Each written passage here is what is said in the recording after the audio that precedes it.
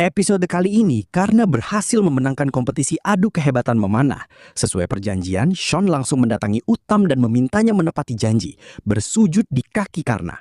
Namun Karna segera menghentikannya, ia tidak menginginkan hal itu. Baginya, ini bukan tentang menang atau kalah, melainkan usaha bersama sebagai teman. Sikap itu justru memancing kemarahan Badia. Ia menuding Satyasena sebagai orang yang telah mengajarkan Karna dan Sean untuk memberontak. Namun Satyasena dengan tenang membantah. Ia tidak mengajarkan pemberontakan. Ia hanya membantu mereka memahami kemampuan dan harga diri mereka sendiri. Justru kesombonganlah yang melahirkan perlawanan.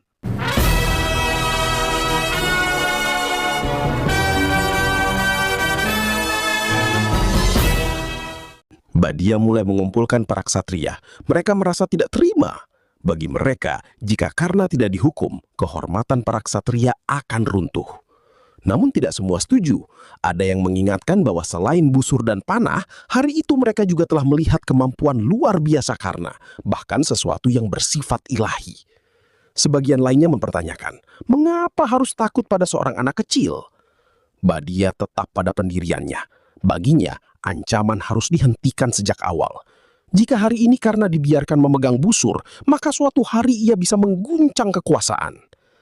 Ada yang mencoba menenangkan. Seorang anak seharusnya dididik, bukan dihukum. Bahkan raja pun tidak menghukum anak kecil. Namun Badia justru berpendapat sebaliknya. Menurutnya, rasa sakit adalah pelajaran terbaik. Anak itu harus merasakan penderitaan agar mengingatnya seumur hidup. तुमने उसके ताऊ से दिव्य रत्न प्राप्त किया था ना? ये रहा वो दिव्य रत्न। Perhatian kemudian beralih pada kereta yang pernah diberikan oleh Satyasena. Kereta itu kini rusak. Badia mengejek. Menurutnya seperti halnya orang kasta rendah tidak bisa menjadi kuat. Kereta itu pun tidak mungkin tetap ilahi. Ia menuduh Satyasena telah menipu dan berniat menangkapnya. Di sisi lain, tanpa mengetahui apa yang sedang terjadi, Sean bertanya pada Satyasena. Ia tidak mengerti mengapa ibunya takut setelah melihat zirah ilahi Karna. Satyasena menjelaskan dengan sederhana. Manusia selalu takut pada sesuatu yang tidak mereka pahami. Apa yang asing akan dijauhi, bahkan dihancurkan. Namun penjelasan itu terhenti. Dari luar, para ksatria mulai datang mendekat.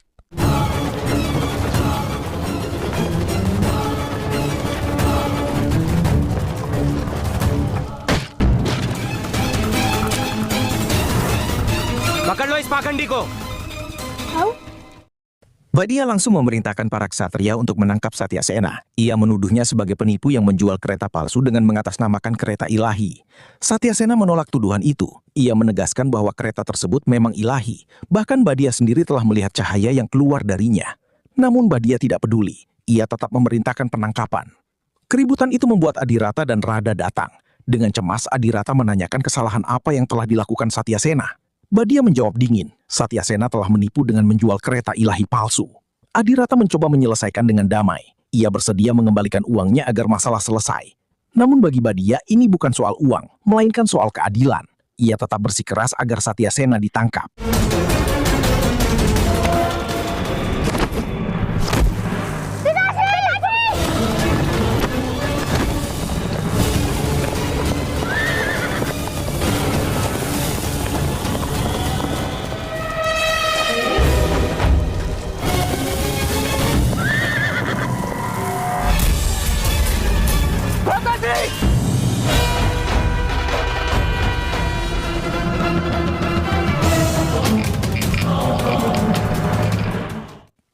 Tak berhenti di situ, Badia bahkan menjatuhkan hukuman mati.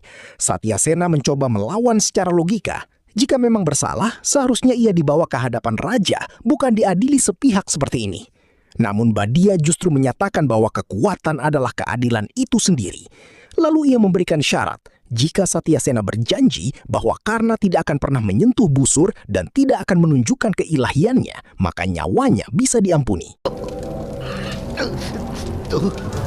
तू ये कारण है। एक बच्चे से भयभीत होगा।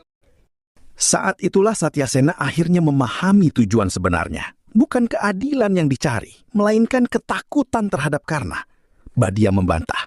Baginya, ini bukan soal takut, tetapi menjaga dharma dan tradisi. Ia menegaskan bahwa Karna akan mendengarkan Satyasena karena rasa cintanya yang besar.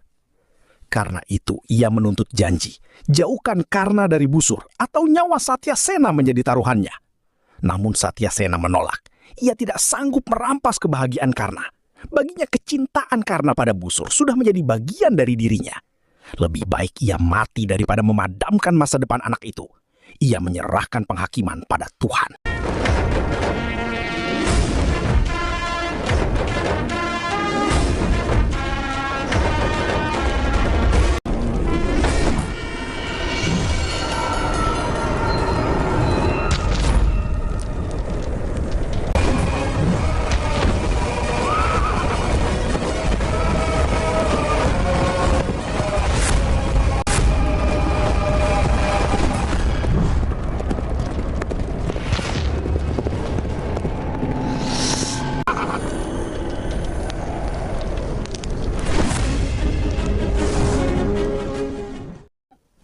Setelah kejadian itu berakhir dan Satyasena berhasil diselamatkan, mereka semua segera kembali ke rumah dengan penuh kepanikan. Adirata langsung mengambil keputusan, mereka harus pergi dari desa itu secepatnya. Ia menyuruh Rada mengemasi barang, sementara ia menyiapkan kereta. Rada bergerak dengan panik, membereskan pakaian dan barang-barang. Di tengah kekacauan itu, Sean mencoba menenangkan. Ia percaya Karna bisa melindungi mereka semua. Namun Rada justru semakin marah. Ia mengatakan bahwa justru keilahian Karna adalah sumber bahaya. Tidak ada yang bisa mengalahkan Karna, tetapi mereka semua bisa mati karenanya. Ia mengeluhkan bahwa Karna tidak pernah mengerti batasannya, bahwa mereka tidak memiliki hak untuk menyentuh busur. Dengan penuh emosi, ia merasa seolah Karna membawa malapetaka ke dalam hidupnya, tanpa menyadari bahwa tindakannya bisa menghancurkan seluruh keluarganya.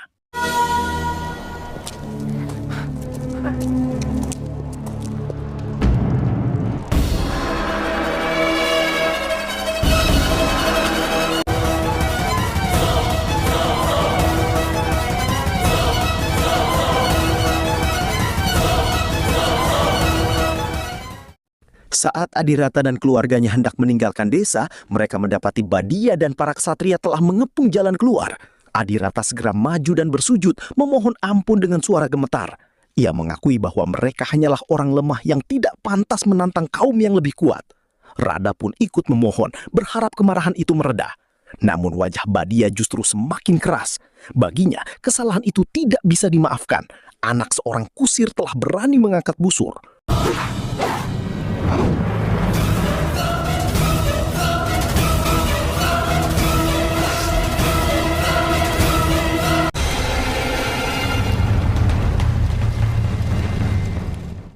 Adirata kembali memohon sambil menunduk dalam. Ia meminta Karna untuk ikut meminta maaf. Namun saat menoleh, Karna justru berlari ke dalam rumah yang telah dilalap api. Masuk ke kobaran itu hanya untuk mengambil busurnya yang tertinggal.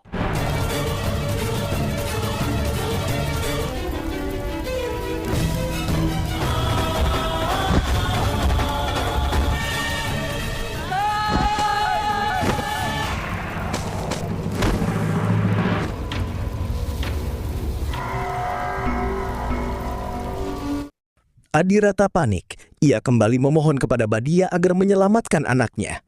Namun yang ia dapatkan justru siksaan. Badia memperlakukannya dengan kejam tanpa belas kasihan. Dari dalam api, Karna menyaksikan semuanya. Kemarahan dalam dirinya semakin membara. Salah satu ksatria mencoba mengingatkan agar hukuman tetap mengikuti aturan. Jika memang harus dihukum, lakukan sesuai hukum, bukan dengan kekejaman.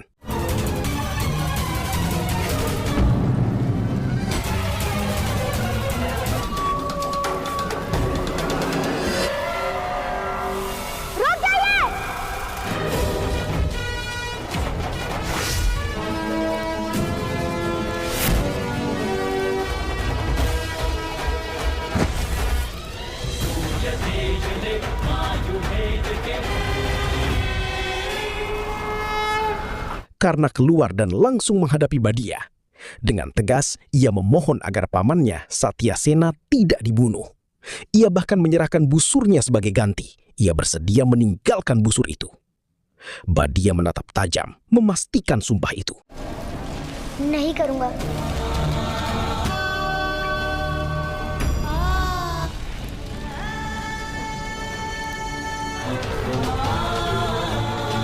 Badia lalu memberikan pelajaran yang dingin dan kejam. Menurutnya, keberanian dan kekuatan bukan ditentukan oleh kemampuan, melainkan oleh status. Itulah aturan, itulah tradisi. Sebagai bentuk penghinaan, ia memerintahkan Satyasena untuk mengambil busur Karna yang berada di bawah kakinya dan menyerahkannya. Namun kekejaman itu belum berhenti. Badia menjatuhkan hukuman berat. Tangan Satyasena dipotong sebagai peringatan. Baginya, seorang kusir yang berani menyentuh busur tidak pantas memiliki tangan. Ia kemudian mengusir Adirata dan keluarganya dari desa. Jika mereka tidak pergi, hukuman berikutnya akan jauh lebih kejam.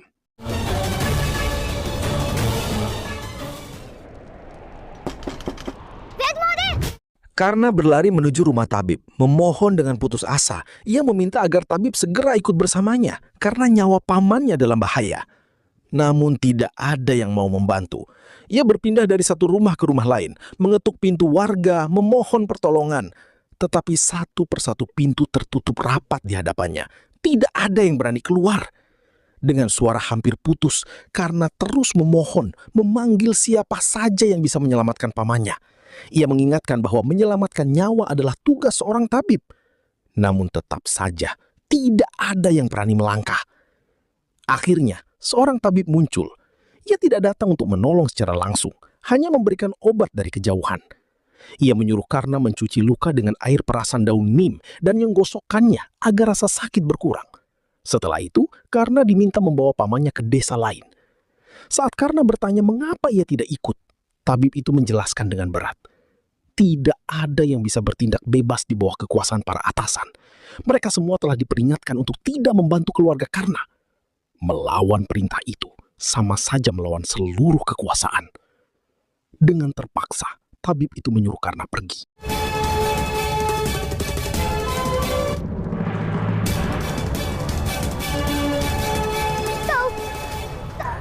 Adirata langsung menanyakan keberadaan tabib. Namun Karna hanya bisa menjawab bahwa ia tidak datang, hanya mengirimkan obat. Dalam keadaan terluka, Satyasena berbicara lirih. Ia mengatakan bahwa tidak ada yang berani membantu karena semua orang takut pada para ksatria. Selama kekuasaan mereka masih berdiri, orang-orang kecil tidak akan pernah merasakan keadilan.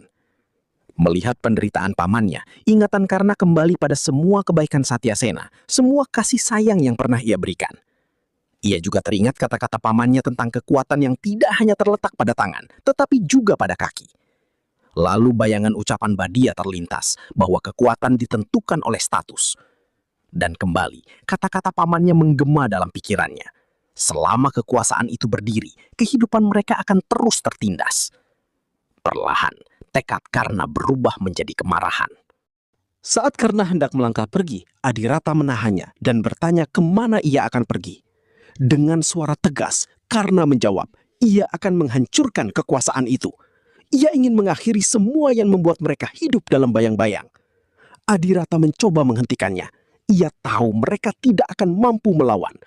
Namun Karna yakin, ia merasa mampu menghadapi mereka semua. Ia hanya menyesal telah meninggalkan busurnya. Selama ia memiliki busur dan panah, ia tidak akan takut pada siapapun. Ia pun mengambil anak panah yang tergeletak di tanah. Saat hendak meraih busurnya kembali, Adirata berteriak keras, melarangnya. Namun di saat yang sama, suara lain justru terdengar. Radha yang selama ini menentangnya, kali ini berkata sebaliknya. उठाओ अपना धनुष कर, उठाओ अपना धनुष कर, उठाओ अपना धनुष कर, उठाओ अपना धनुष कर, उठाओ।